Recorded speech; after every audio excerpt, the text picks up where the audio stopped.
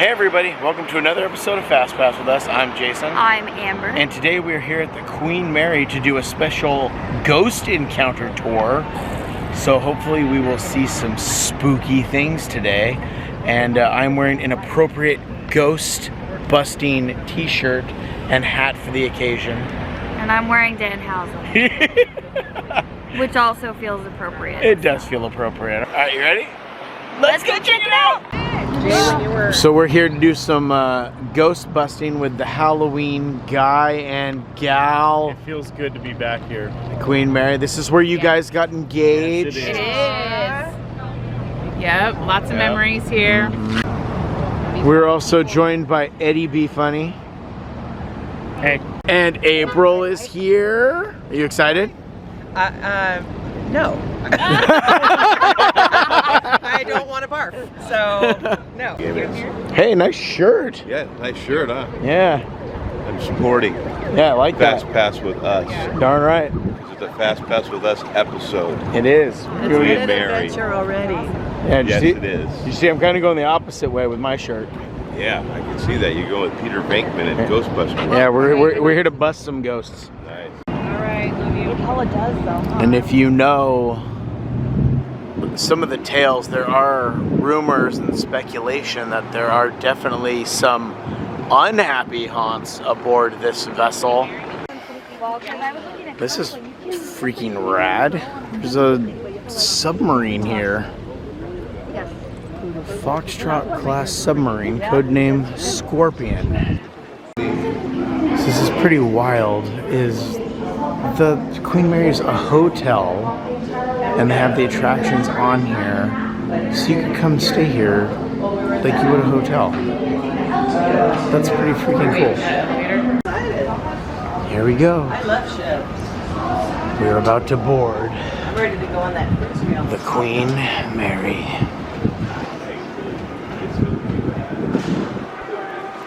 Dang, it's official. We're on board. Here we are inside the main hall here.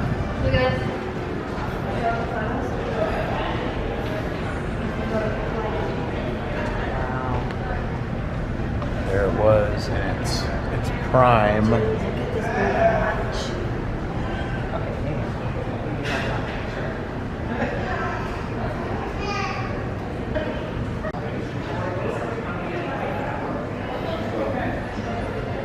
Got a bunch of like merchandise over here, and there's two shops. There's this one over here, which it looks like there's some snacks and stuff inside this one, and then over here they have more of like more merchandise. I saw they got like a captain hat in there, which I thought was pretty cool. This. It's really cool. Shirts and books.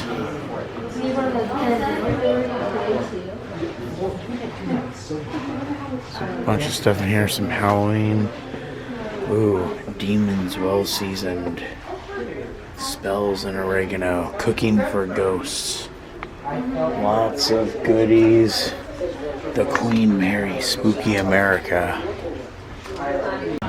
So here's the tour we're taking. Haunted Encounters Tour, approximately 1 hour guided tour featuring the stories and reports behind some of the Queen Mary's most notable apparitions. Decide for yourself whether or not the ship is really haunted. You guys are more than welcome to take photography or photos on this tour. Flash photography is also a-okay with me. In fact, since this is the haunted tour, I encourage you to take multiple photos in any given area. Now, you might capture a light anomaly, an orb, a shadow figure looking back at you. That being said, I cannot guarantee we are going to experience or encounter anything today. But everything I'm telling you, I personally believe in, and I get really excited about everything that I talk about. So if you happen to capture something interesting, please feel free to share it with me. I'm either gonna break your heart and tell you it's the reflection of something else, or I might get intrigued with something that you have captured and might wanna add it to my collection of guest photos that I just can't explain. After 1,001 peacetime crossings, 72 wartime crossings, and over 58 recorded deaths, The Queen Mary has built a reputation as one of the most haunted locations in the world. Now, the first ghost story I have for everybody happens in this very room you're all sitting in. This is now called the Morania room. It is a rentable space on board. A lot of smaller events take place in here. For some reason, a lot of them happen to be 80th birthday parties. I don't know why, but that does really seem to be the case. Now, originally, this would have been the tourist class main lounge. In 1989, we had 2 employees from Property Services enter into this space to set up for an evening event. When they entered into the room, they took a look around the room to set up for this event. They tried to map out where they were going to set up these tables and chairs, but they noticed something strange. At the center of the dance floor was a young woman in a 1940s style evening gown sitting in a chair. Now, she wasn't in their way, so they did just continue to finish setting up for this event. A few minutes later, their manager walks into this room. She does the same thing, takes a look around the room, notices the same young woman. Then she goes over to her employees and says, well, what is she doing here? The employees said, well, she wasn't in our way, so we just went about our business. Now, the manager decides to walk over to this young woman, tells her she needs to leave the room so they can finish setting up for this event. The young woman does not acknowledge her in any way. The manager then says, well, I'm going to call security. You're going to be escorted out of this room if you don't leave. That young woman still does not acknowledge her. So as the manager goes to pick up the phone to call security, the young woman stands up from her chair. She herself looks around the room. She smiles, and she slowly disappears along with her chair. Now, all 3 employees stated that they saw this young woman. They saw her and her chair disappear. This encounter lasted about 10 minutes. That actually makes it the longest recorded apparition we have on board. What I was describing in here is what's known as a residual haunting. What you see in Hollywood is called an intelligent haunting. That's clearly the dead messing with the living. A residual haunting is that we're all made up of energy. As we travel around, we leave this energy behind, kind of like footprints. There are moments in time that the Queen Mary decides to record. She plays them on loops for us to see as if she's showing us her memories. Another thing paranormal investigators believe, you don't need to die in a location in order for you to haunt it. As long as you have visited the location, have a connection to it in some way, you can then choose to haunt that location in the afterlife. So you should all start thinking about where you want to haunt, because at the end of the tour, I'm going to ask each and every one of you. No, I'm joking. I'm not going to do that. Now, this beautiful piano is original to the Queen Mary. It was originally located in the Morania room where we began our adventures today. Has had many homes on board. This piano has been heard playing by itself. No, it's not a player piano. And the bench that is now in front of it has been seen moving of its own accord as well. Now, I have had a lot of people tell me that when they are on my tours, oh, Christina, there's no way we can experience anything. It's in the daytime. We're in a big group of people. I have had a group of 37 people all hear this piano play in the daytime. We used to not have access to B deck below us, so we had to leave the hotel lobby, go back around in a circle, and come back into the hotel lobby. When this group left the hotel lobby, we heard this piano play 5 notes. When we entered back into the lobby, it played an additional 2 notes. That was really, really cool. This is no different than walking. Did you get it on video? Oh no. We are currently standing on A deck. This is the longest hotel corridor we have. I've already had people ask, oh, when we were in Mauritania, why is that room at an angle? We are standing near the bow, so we are at an angle. So you'll notice when we're looking down A deck, we're going slightly downhill. And then we're going slightly uphill, and you can't actually see the other end of A deck. So the ghost people claim to see on this deck are headless people walking around, and that's just because they can't see the rest of the person walking around. Are any of you fans of the Titanic? Yes. I want to break all your hearts. So this hotel corridor is 882 feet in length. The Titanic was 882.9 feet long. So this deck is just 9 inches shorter than the Titanic. We are much larger than the Titanic. We are 1,019 and a half feet long, so you could roughly fit a Titanic and a quarter within our hull. But you usually base the size of ships based on their gross tonnage. The Titanic was less than 46,000 gross tons. The Queen Mary is 81,237 gross tons, which is roughly twice the size of the Titanic. We are still floating, and we made it past our maiden voyage. So. First class passengers were at the center of the ship. They had the smoothest ride possible. Cabin class were at the stern, back end of the ship. They had to deal with the noises of the engine room, vibrations of the engine room. Tourist class passengers were here at the bow. Now their ride was not enjoyable. They definitely felt every single wave that she encountered. During rough seas, sometimes those waves could reach as high as 65 feet tall, which are quite tall waves. Wow. These staircases here are the original staircases for the tourist class passengers. There are two major flaws to them. One, they're facing the bow. Two, they're at a steep angle. So when passengers walked up and down these staircases, they could either drop from beneath their feet or rise from the 45-degree angle they're at to a 90-degree angle.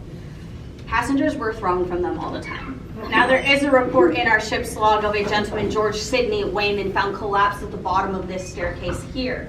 Now we don't know how Mr. Wayman died. Perhaps he hit his head, maybe he had a heart attack.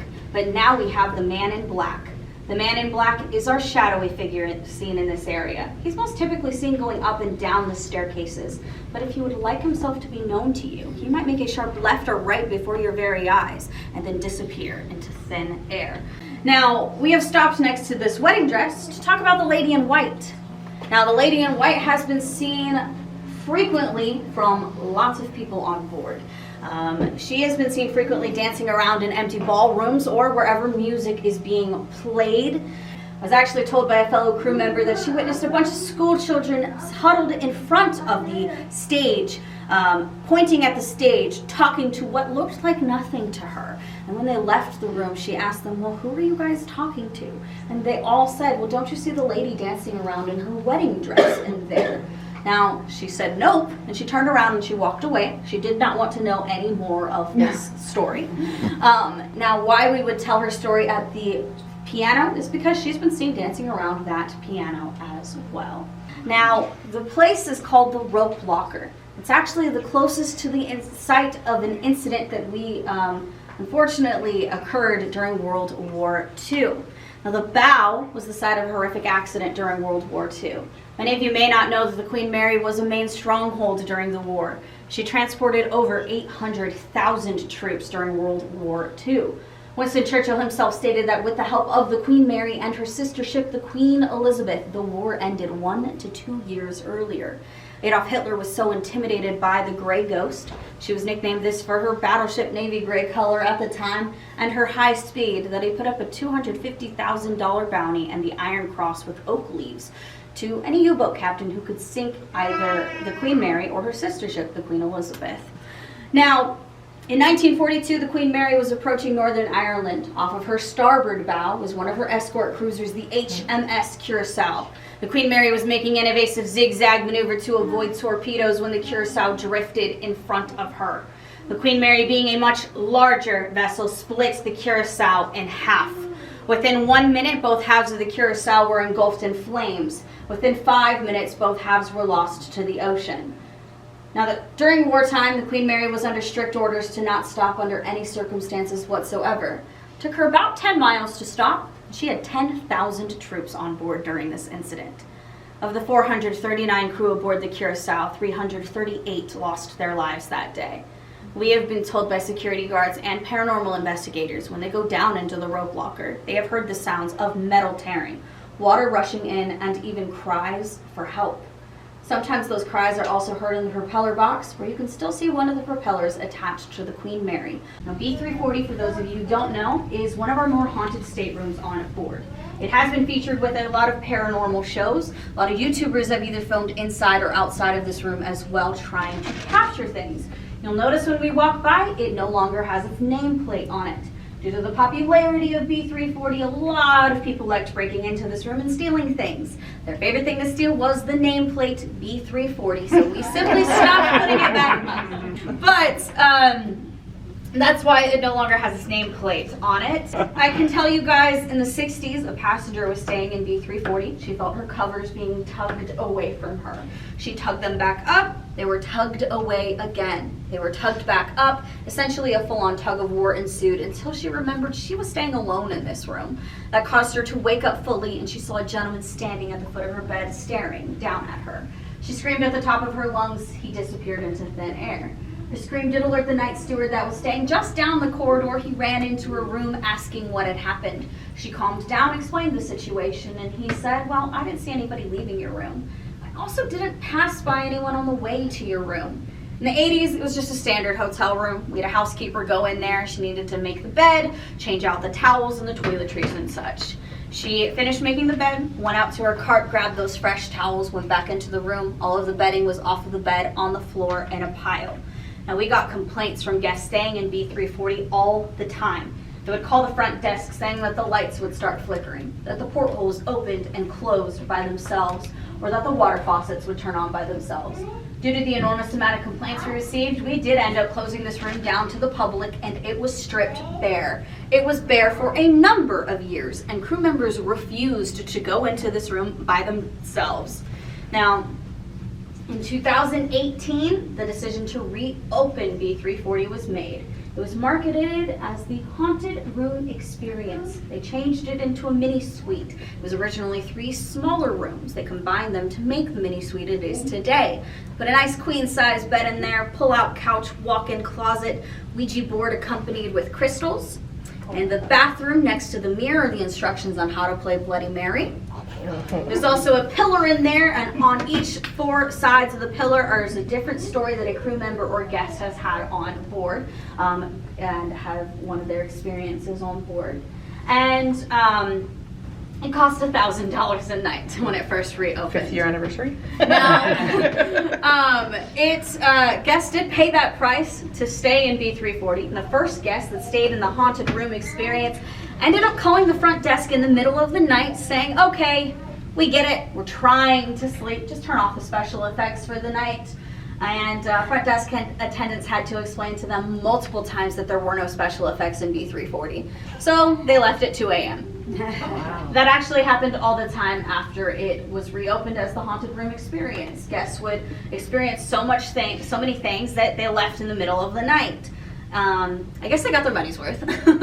You know, they paid for the Haunted Room Experience, and they experienced something to the point where they left. I can tell you that all of the activity known to happen in B340, we do attribute to a death that either occurred in one of the original rooms or the vicinity of the room. When we were walking by the names listed in here, it does list someone that was found dead in B340. I have not confirmed if that is the correct person that has died, because as far as we have been told, we have lost the information in regards to who died in this room, just with all of the changes that have been made.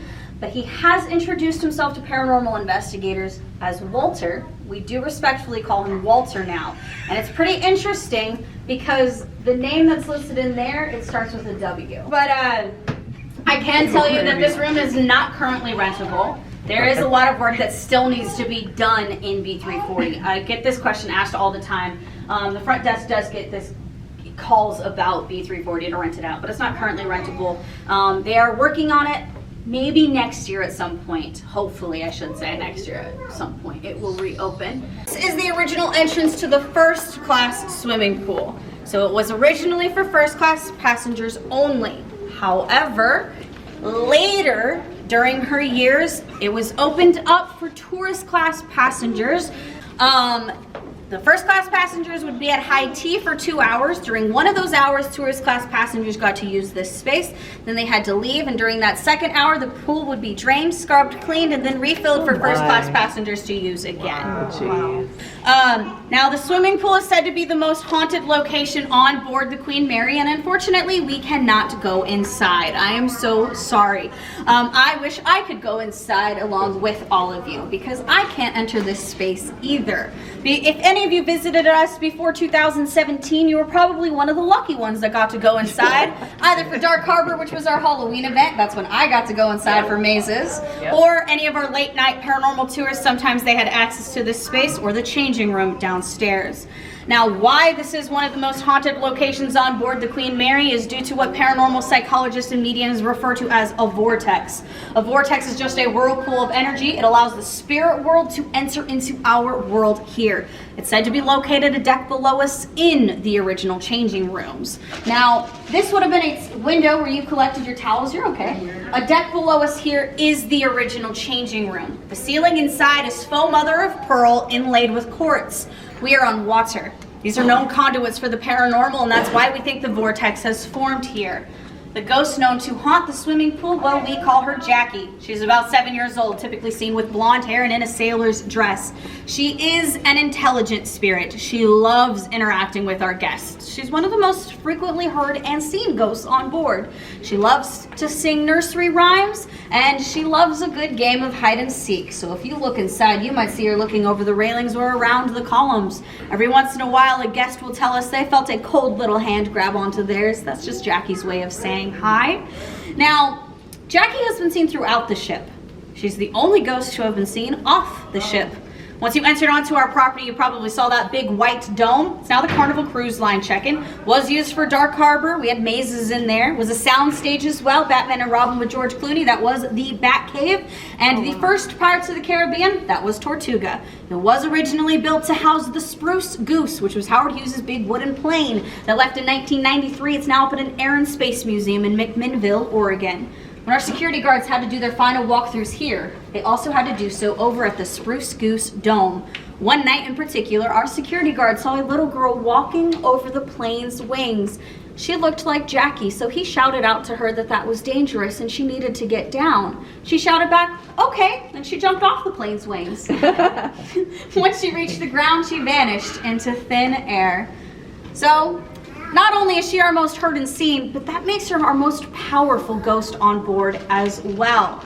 The internet will tell you she drowned on board and this is where she comes from. We actually have no record of anybody drowning in either swimming pool that we had.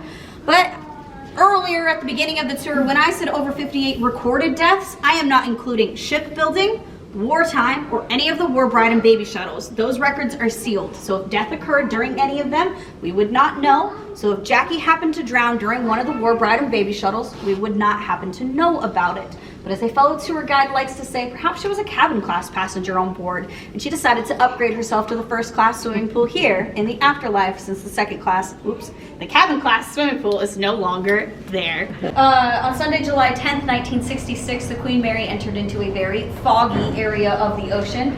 Around 3:55 a.m., the captain ordered all 38 watertight doors sealed, just as a precautionary measure. Took about 35 seconds for the 700 pounds of hydraulic pressure to build up. Took between 6 and 12 seconds, depending on the size of the door, for them to slam shut. Around 4 a.m., they realized something was wrong up at the bridge. They had a light panel, and the number 13 was still lit up, so they had to make their way down here to see what was going on. They discovered an 18-year-old fireman crushed in watertight door number 13. His arms were pinned to his side, and he was facing aft, or the back end of the ship. He was released from the door. Unfortunately, he died moments later.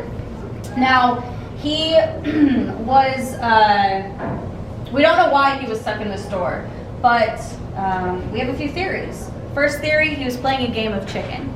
Now, chicken was played by the engineers and the firemen because, well, they had downtime in the engine room and the boiler room. They just jumped back and forth as many times as possible before the door slammed shut.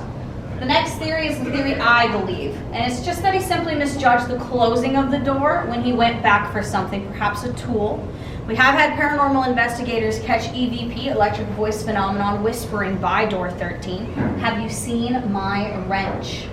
The third theory is a much darker theory. There was a union strike at the time. Perhaps our young fireman was a scab that crossed that picket line and his coworkers decided to seek revenge. Now, I will tell you at this time, there has never been a recorded murder on board the Queen Mary, despite what the internet will tell you. The internet has a lot of rumors out there about murder occurring on board the Queen Mary, and I can tell you they are all false. None of them are true. We have no recorded murders on board. I can tell you, we have had countless people experience things by door 13 in the engine room or in the boiler rooms when we used to have access to them. People will often see gentlemen walking around in white or blue coveralls. That is what they would have worn at the time. People claim to hear our engines turning back on. I can tell you that's impossible. They can no longer turn back on. And people will often leave the space with grease marks on their face. Women will often feel their hair getting tugged. Now, our theory for why that happens is because in the 30s, 40s, 50s, and 60s, we were not allowed machine type areas on ships. So it's probably just our young firemen saying, hey, what are you doing? You're not supposed to be down here. But yeah, that's door 13. So the question is, so is that door made bigger for the guests and it was actually? Yes, so they have changed it significantly so you can walk through the space. So That is original though. That is original. The door itself is original. But the space that you see was created to so you can walk through it. So we're gonna go check out the propeller box. Let's go. Okay. Whoa, what the hell? Whoa! Oh my god, this is scary. It used to be lit up blue. This is the start of one of the mazes. This is super scary. Wow. No, it actually can pick it up great, look. Yeah. Oh wow. Dude, that just like freaked me out. The propeller in the water. Yeah. You can't, it does the water, the light doesn't do anything. Wow. And Bub was saying one of the mazes starts in this room. Yeah. Wow. You roll the corner and the girl in the white dress is standing here. Right there? Yeah, and like, they had this whole scenery going, dude. Immediately, you're like, oh my gosh. This is crazy. So obviously that's the outside of the boat, and they built this part for you to be able to see it. Yeah. That's awesome. To see if it's around here. No, just to be able to look at it. 'Cause I'm surprised there's no fish in here. Okay, so we finished up our our ghost encounter tour. What did you think? I thought it was cool. Bummed out we didn't see any ghosts, but It was fun. I loved it. I loved hearing all the stories and everything and seeing the areas. I think we actually might try and come stay here, like at one point. we are. There you go. We are going to come stay here and do the paranormal tour At night. at night. What'd you think of the tour? You liked it? Considering I've been on the ship with the honky mazes, Mm-hmm. I was super excited for this. I'm disappointed I didn't get to see any apparitions or ghosts or anything, but I knew they were there, Yeah, I think it's kind of a rarity to actually like get to see the ghosts, you know? especially when there's a big crowd of people. Yeah. Okay, so this was the Halloween guys' pick here. What did you guys think of the tour? Oh, it was awesome. Loved it. It was so exciting to like go through some of those corridors that we've been through before during Dark Harbor, and Jeez, Eddie. and getting to hear the stories of all the ghosts and stuff that they've like created mazes for was really cool as well, because we didn't know like the actual stories. Yeah. So that was pretty exciting. But yeah, no, awesome tour.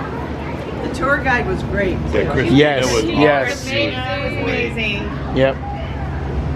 Yeah, definitely a must do if you're ever in this area. And the price is right. $27. Yeah, even staying here, actually, we even checked on the room rates. They aren't that bad. How much are the room rates? $230. It's not bad. No, $230 for the night. So it's like you're right here. Right here. So yeah, great tour. We'll see you real soon.